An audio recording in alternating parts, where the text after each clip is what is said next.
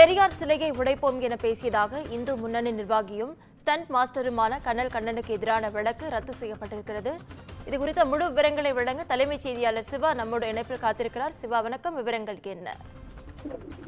நவீனா, பெரியார் சிலையை உடைப்பது குறித்து பேசியதாக இந்து முன்னணியினுடைய நிர்வாகியும் சினிமாவில் ஸ்டண்ட் மாஸ்டருமான கர்னல் கண்ணனுக்கு எதிரான வழக்கை ரத்து செய்து சென்னை உயர்நீதிமன்றம் தற்போது உத்தரவு பிறப்பித்திருக்கிறது. குறிப்பாக இந்து முன்னணி அமைப்பினுடைய இந்துக்களுடைய உரிமை மீட்பு பிரச்சார பயண நிறைவு விழாவை ஒட்டி சென்னை மதுரவாயிலில் கடந்த 2022ஆம் ஆண்டு ஆகஸ்ட் 1ஆம் தேதி நடந்த பொதுக்கூட்டத்தில் பேசிய இந்து முன்னணி மாநில கலை பண்பாட்டு பிரிவினுடைய செயலரும் சினிமா ஸ்டண்ட் மாஸ்டருமான கர்னல் கண்ணன் ஸ்ரீரங்கம் ரங்கநாதர் கோவில் வாசலில் கடவுளை கொச்சைப்படுத்தும் வகையிலான வாசகங்களுடன் வைக்கப்பட்டிருக்கக்கூடிய சிலை உடைக்கப்படும் நாள் தான் இந்துக்களினுடைய எழுச்சி நாள் என பேசியிருந்தார்.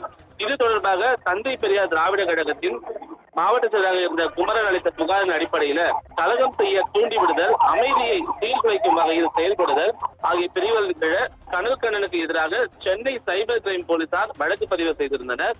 அது மட்டுமல்லாமல் சென்னை எழும்பூர் நீதிமன்றத்தில் நிலுவையில் உள்ள இந்த வழக்கை ரத்து செய்ய கோரி கர்னல் கண்ணன் சென்னை உயர்நீதிமன்றத்தில் ஒரு மனுவை தாக்கல் செய்திருந்தார். அந்த மனுவில தான் கோவில் வாசலில் கடவுளை நம்புகிறவன் முட்டாள், கடவுளை வழிபடுபவன் காட்டுமிராண்டி என்ற வாசகங்களுடன் மக்களுடைய மனதை புண்படுத்தும் வகையில் உள்ள சிலையை காவல்துறையினர் அகற்றி இருக்க வேண்டும். சிலையை வைத்தவர்கள் மீது வழக்கு பதிவு செய்வதற்கு பதில் தனக்கு எதிராக வழக்கு பதிவு செய்யப்பட்டுள்ளதாக அவர் குறிப்பிட்டிருந்தார்.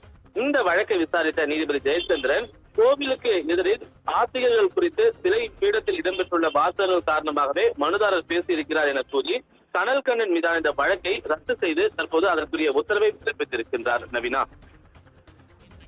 விவரங்களுக்கு நன்றி சிவா.